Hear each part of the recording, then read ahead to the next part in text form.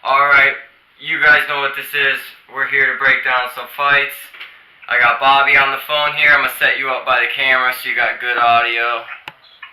Yeah. And let's do this, man. This is a fun one. I've been looking forward to it. It's Max Holloway, Dustin Poirier. Yeah, I've been waiting for this one for a while. It's their second time they're fighting. They both fought when they were like real early. I think Holloway only had like 4 fights. Dustin was like in his early 20s, so it's gonna be. Was it like 2016 or something? I think like 14 or 13. 14. Yeah, it was way back. So this is gonna be a totally different fight, but the whole main card is super fun, bro. Like this is gonna be a good one to break down. Let's see if I can't get some magic picks again.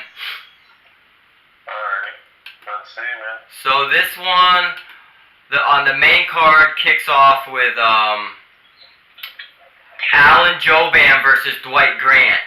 And Alan Jouban, man, he's a fighter that I gravitate towards, but Dwight Grant is coming off, if I remember right, a big win recently. So this is kind of, Dwight Grant's kind of the new guy versus Alan Jouban, kind of the veteran in this division.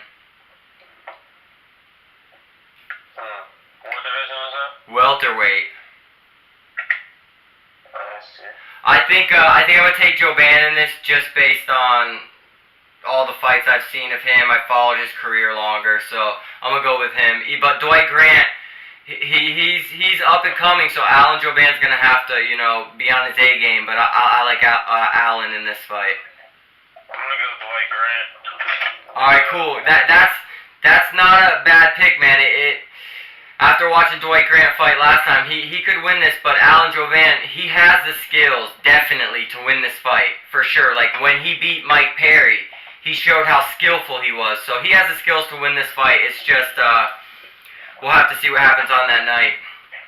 Alright. But, then we got Eric Anders versus Khalil Roundtree Jr. You know anything about either of these guys? I think I heard of Roundtree Jr. You probably saw him on The Ultimate Fighter, and then after The Ultimate Fighter, he's rattled off a couple knockouts, then he got knocked out by that Johnny Walker guy. So this is light heavyweight? Yeah, this is light heavyweight. Or no, this might be middleweight. Hold on. For some reason it doesn't say it.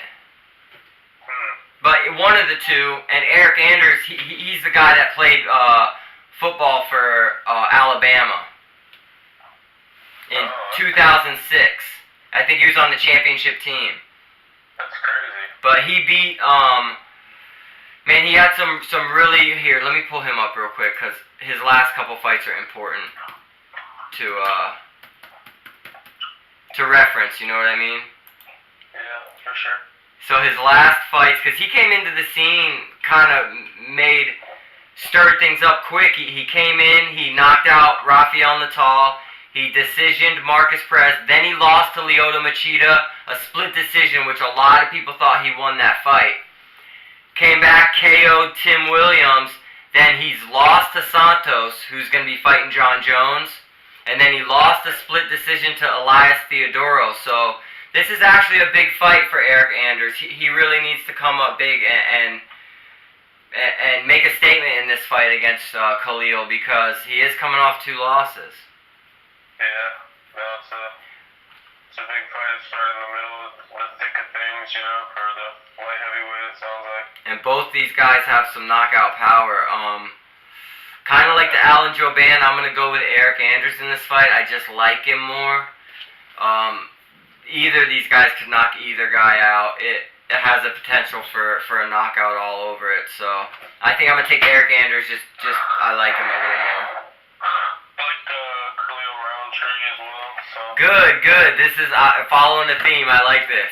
Yeah, hopefully this week I can, me go on the opposite side will give me some wins, we'll see. Yeah, for sure. Do you have the magic this week or not? But this is actually next weekend. It's not this weekend. It's April 13th.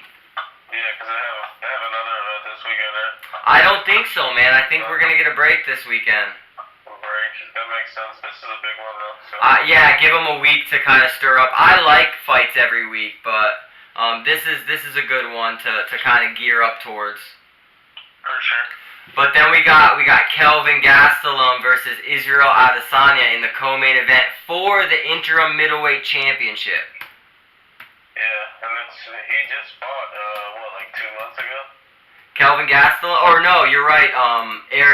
Israel Adesanya fought Anderson Silva. Yeah, so I mean, a quick comeback. I like him a lot, and that's a good fight for. And like you said, co-main event, and what you said, interim title. For the interim title, yeah, the winner will fight Robert Whittaker when he comes back from his hernia. I see. But Kelvin Gastelum, dude, this is what I've been talking about with this fight.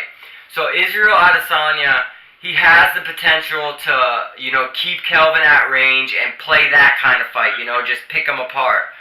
But what we're forgetting about Gastelum is, dude, he has some serious boxing, man. He lost to Chris Weidman, knocked out Michael Bisping, won a split decision against Ronaldo Souza. So what gets underrated a lot is Kelvin Gastelum's boxing, man. And if he can get on the inside and Israel Adesanya, man, if this is like a knockout, I see Kelvin knocking out Israel more than I see Israel knocking Kelvin out. And now, I don't know if that's because Israel's last fight against Anderson wasn't the best showing. Granted, it was against Anderson Silva, but it didn't have a lot of knockout potential in that fight. And every time Kelvin swings, man, there's a potential for knockout. So, man, I'm gonna go with Kelvin in this fight, man. You got that magic in your blood lately, man. I don't blame you. But I'm gonna go against you again with Israel Adesanya.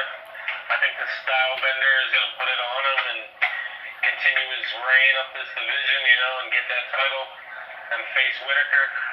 And that guy, Israel Adesanya, that type of fighter, that style fighter, that kind of suits you, Yeah, no, that's my style, Well, then let's see, man. I'm going to take Kelvin in this fight. Let's see if he can bend his style. If he can't, I think you're right. And, Gastelum has the power to put him. Because it seems like Gastelum has way more power and knockout power than. But, I mean, Israel does have a lot of KOs in his past, looking at that last fight with the decision, but it's going to be a good fight. That's a good fight. I think it's a different style of knockout power that he has. Kelvin's just got that dense knock you out. Israel's got more of a sniper to knock you out. But this is going to be a good fight. I'm excited for this one. Me too. And then, dude, it goes right into the main event. We got the featherweight champion Max Holloway moving up to lightweight to fight Dustin Poirier for the second time. Their first fight was, like I said, was at featherweight. They were both really young. Man, this fight makes you think a lot, man. I like Dustin in this fight because he's had more fights against top caliber fighters in the lightweight division. Max is on a crazy streak. He's beating the heck out of everybody, making it look easy.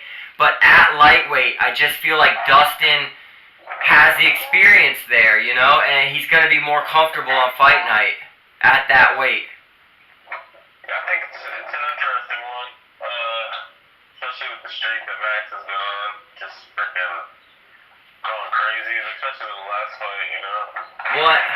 On my way home, I was thinking about recording this video, and I was thinking, I can see how Max Holloway could win this. I can see him staying right out of range and beating Dustin up, but I really feel like Dustin's just going to come in there a little bit bigger, a little bit stronger, and over the course of a 5-round fight, that's going to pay the difference, is him being comfortable at that weight. Because having fought top competition at the certain weight is going to make you feel more comfortable, Yeah.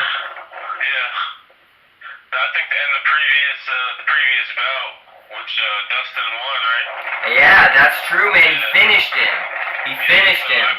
That's another thing you gotta have. He has more confidence going in, because that has has to be somewhere in your mind. I mean, you know he's a way different fighter now, Holloway, but at the same time, this guy, one time, he dominated you, you He know? mounted triangled him, you know? So it's pretty...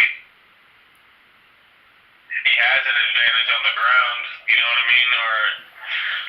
But it's going to be interesting, because Holloway just been murdering guys like a fist of fury on people, you know? Like, just an assassin lately. Yeah, so it's very, very interesting, and it's... I'm excited for this card. This is kind of my birthday card. My birthday's April 12th, so April 13th I got this bad boy to watch. Yeah, no, that's a good one for sure. But I'm excited for it. I'm going to take Dustin, so I got Dustin in this fight, man. It's going to be a good one. I'm excited for it. Yeah, and I'm going Max Holloway.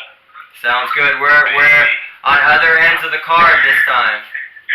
Yeah, one or the other. That makes it exciting. Yeah, it does. No, it's a good card too. I like it. Alright guys, well that's our breakdown of this April 13th card. Max Holloway versus Dustin Poirier. It is UFC 236. We'll see how it plays out and we'll catch you guys later.